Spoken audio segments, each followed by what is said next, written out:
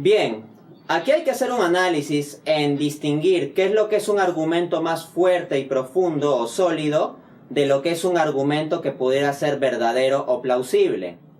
Por ejemplo, en el caso del argumento cosmológico, tal como lo formula Craig, incluye explícitamente la premisa: el universo comenzó a existir. Es una premisa explícita. Por otra parte, la formulación tomista, como había explicado en el video, es distinta. La formulación tomista del argumento cosmológico en ningún momento requiere comprometerse con una afirmación específica, es decir, el universo comenzó a existir. ¿Ok? Entonces, si tomamos la versión tomista del argumento cosmológico, de hecho, en mi libro Dios sí existe, específicamente en el capítulo 1, lo titulo Primer argumento teísta del argumento cosmológico. Y como argumento cosmológico presento la segunda vía de Tomás de Aquino. Y en ese caso, si uno revisa en la página 11 la formulación de las premisas, ninguna de ellas dice el universo comenzó a existir o las cosas comenzaron a existir. Simplemente habla de causalidad.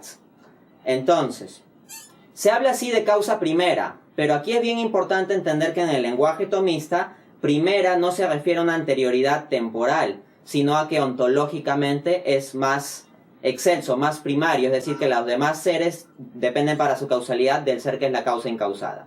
Bien, ahora, aquí hay que hacer la precisión siguiente. La razón por la cual yo mencioné que el argumento, tal como lo formula Craig, tiene una debilidad, no es lo mismo a decir que yo esté señalando que es falso. Lo voy a explicar claramente. Miren, si se encontrara actualmente un modelo científico demostrado, no demostrable, no una propuesta, sino ya absolutamente demostrado, de un tipo de universo que se le pudiera llamar, por ejemplo, eterno, estaría muy problematizada la premisa 2 del Kalam-Craigtiano. Ahora bien, como tú bien señalas, en la actualidad no se tiene un modelo fuerte, sólido, más allá de especulaciones que restauren algo así como un pasado eterno.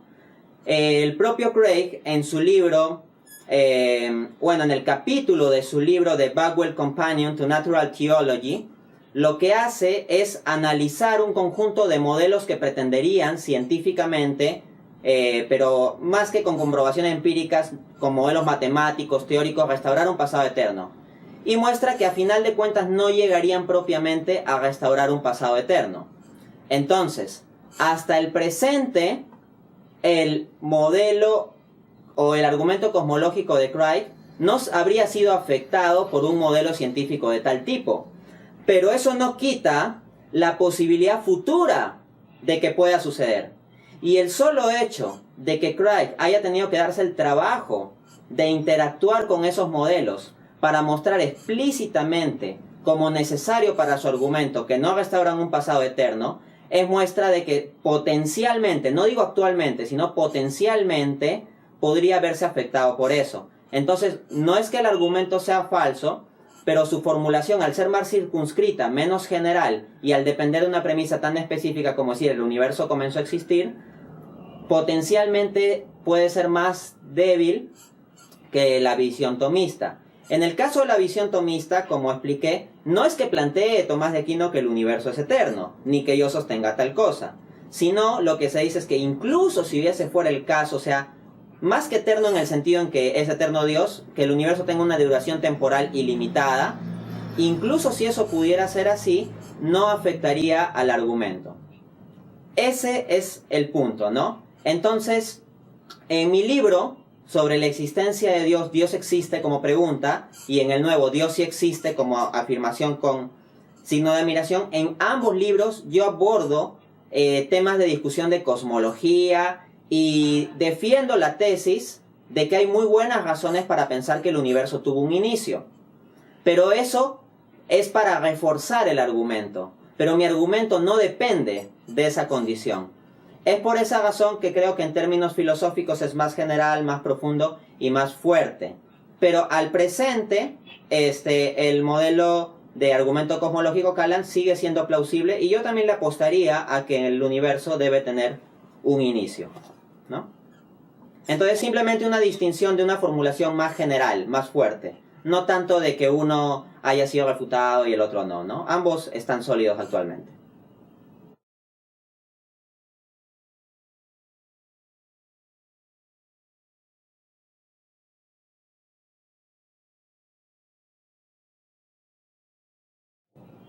Eso está muy bien. Es decir, está muy bien que el cristiano tenga seguridad respecto de algo establecido. Y claro, en Génesis 1.1 se nos habla de un principio del universo. Por eso yo mismo señalaba que no es ni que yo ni que Tomás de Aquino sostengamos que el universo sea eterno, sino que el punto que se señala es que incluso si fuera el caso, aún así el argumento tomista seguiría cumpliéndose porque tendría una formulación más general. Pero el propio Tomás de Aquino, en su discusión sobre la posible eternidad del universo, decía que, aunque no significaba un problema filosófico para la cuestión de si existe Dios o no a nivel de teísmo filosófico general, no de teísmo cristiano particular, decía que por la fe cristiana sí debemos pensar que el universo tuvo un principio. Ahora bien, hay que tener muy en claro esto. Los argumentos para la existencia de Dios son argumentos con los cuales buscamos transmitir la racionalidad de la fe al ateo, no al cristiano, no a quien parte de la Biblia o a quien parte de creer que Génesis es verdad o algo así. Entonces, si los argumentos para la existencia de Dios se conversaran entre cristianos simplemente, o fueran para utilizarlos ilustrativamente con cristianos, claro, en ese caso habría que partir de premisas, por ejemplo, bíblicas para el caso del teísmo cristiano. Pero como precisamente el contexto de los argumentos es ir hacia el ateísmo, yo prefiero separar los niveles, ¿no? Primero teísmo filosófico general y ya luego cuestiones específicas de Biblia. Pero, o sea, así como decía Tomás de Aquino, por la fe creemos que el universo es temporalmente limitado en el pasado, o sea que hubo un inicio, y igualmente postularía lo mismo, ¿no?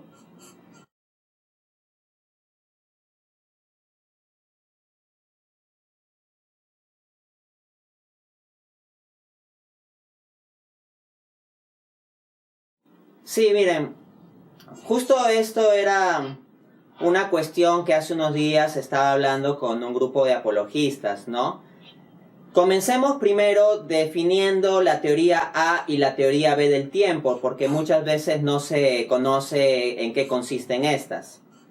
De acuerdo a la teoría del tiempo, la sucesión pasado, presente, futuro es una sucesión objetiva. Es decir, realmente hay eventos pasados, realmente hay un presente y realmente hay un futuro, y el pasado, presente y futuro son objetivamente distintos. En cambio, de acuerdo a la teoría B del tiempo, la distinción de pasado, presente y futuro es simplemente una distinción subjetiva de nuestra percepción humana. Y, siendo una distinción subjetiva, no existiría propiamente en la realidad, no sería una distinción de la realidad, sino solo nuestra mente. En consecuencia, no hay una real diferencia entre pasado, presente y futuro, sino que todo sería un tiempo indiferenciado. Es decir, como que todo estuviera sucediendo simultáneamente. Ese es el esquema de teoría B del tiempo. Como bien señalas, Craig ha defendido fuertemente la teoría A del tiempo. Y aquí quiero mostrar una visión similar a la que estábamos tratando en el tema anterior. Desde la perspectiva siguiente. Yo tiendo a estar de acuerdo con la teoría A del tiempo. Así como, ¿no? Soy de la idea, ¿no? Por un mismo contexto cristiano y también por argumentos racionales y científicos, de que el universo debe haber tenido un inicio. Pero yo decía, el argumento tal como lo formula Craig depende de necesariamente que el universo tenga un inicio. El tomista no, es compatible incluso con un universo hipotéticamente eterno. Pues algo similar con la teoría A y B del tiempo. El argumento cristiano depende de la validez de la teoría A del tiempo. En cambio, el argumento tomista es más fuerte y general. Es más fuerte y general porque sería compatible con un esquema de teoría A y de teoría B del tiempo. ¿Cómo es esto? Vamos a precisar primero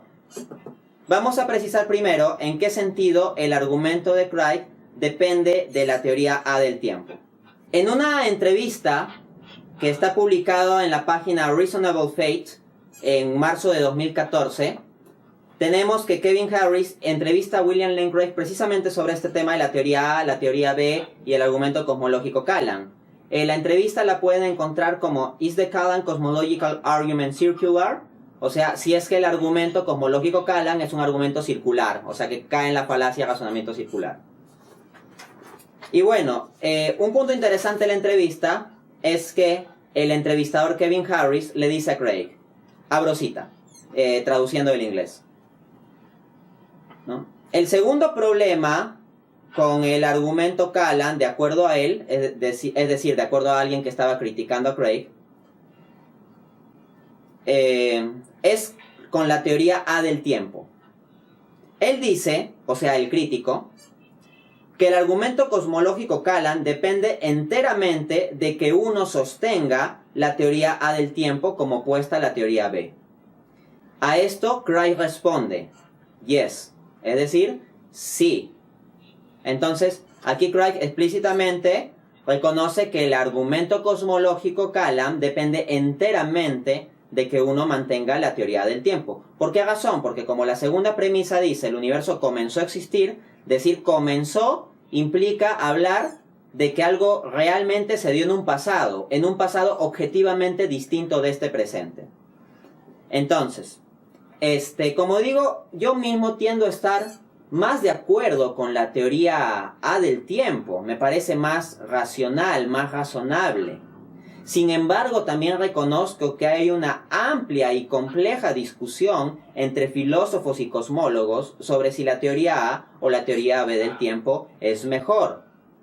Entonces, el tema no es simplemente tan sencillo como decir, la teoría A gana y punto. Como hay una discusión filosófica y científicamente muy compleja entre la teoría A y la teoría B, el hecho de poder tener un argumento cosmológico que pueda ser compatible con ambas, es decir, que sea independiente de que sea válida la una o la otra, me parece algo valioso. Desde esa perspectiva, el argumento cosmológico tomista cumple esa condición. ¿Por qué? Miren, voy a poner un ejemplo.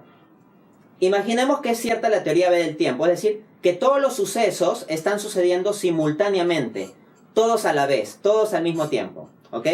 Si todos los sucesos suceden simultáneamente, pensemos en esta analogía. Imaginemos que yo me voy a caer.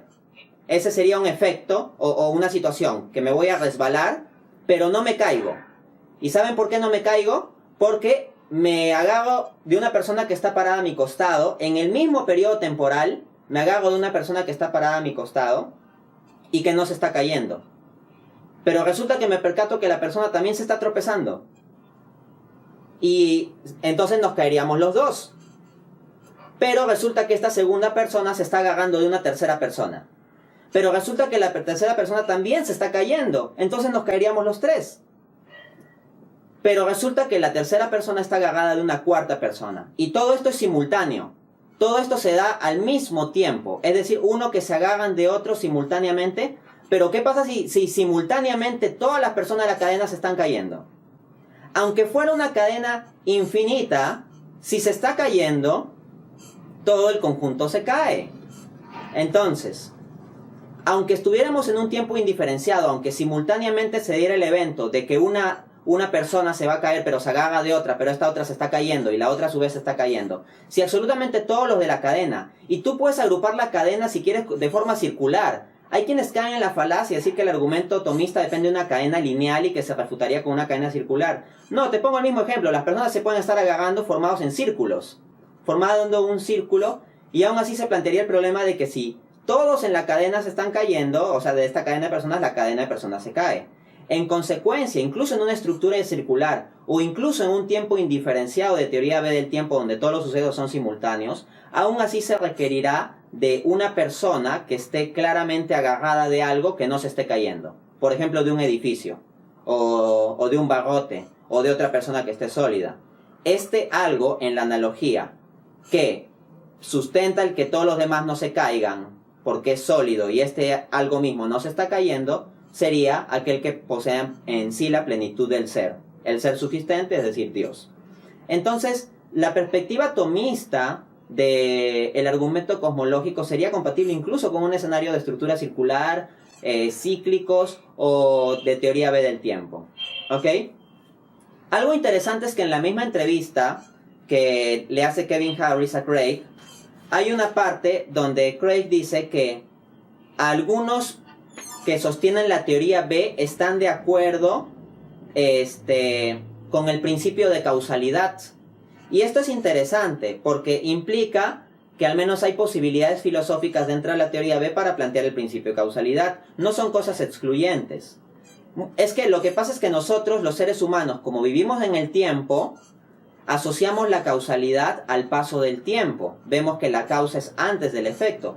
Pero el propio Craig ha explicado que habría la posibilidad de simultaneidad, incluso que la causa y el efecto sean simultáneos. Cuando él dice la causalidad de Dios y la creación del universo serían simultáneos. Entonces la causalidad no necesariamente tiene que ser temporalmente anterior al efecto. Entonces, Craig explica que de acuerdo a algunos personas o filósofos que sostienen la teoría B del tiempo, entonces se podría aceptar el principio de causalidad en un esquema de teoría del tiempo o en un esquema de teoría B.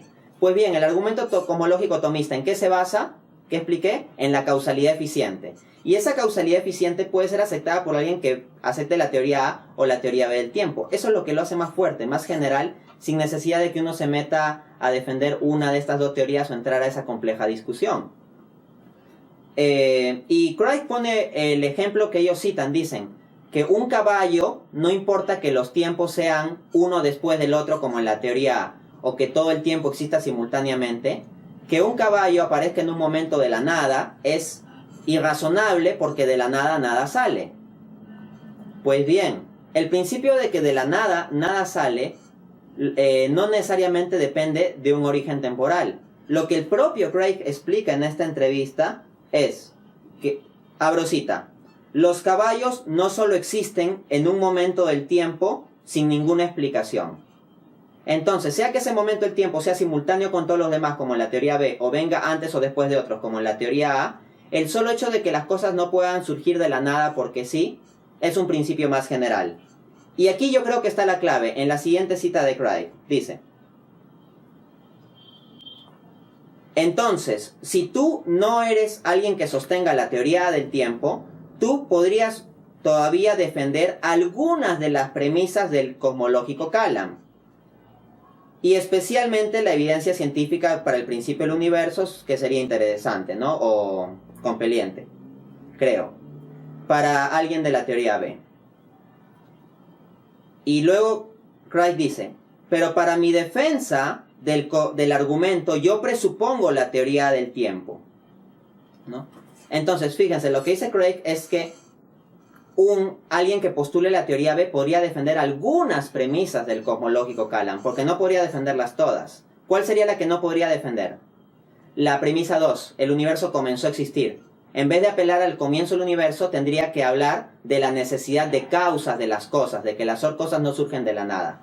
En otras palabras, para que el argumento cosmológico Kalam llegue a ser compatible con la teoría B del tiempo, lo que el propio Craig está implicando aquí es que tendría que depender ya no del orden temporal, ni decir tuvo un inicio, sino de la causalidad en sí, del principio de causalidad. Y ese es el argumento tomista. Es por eso que digo que tiene una ventaja y creo que esta es una buena ocasión para clarificarlo.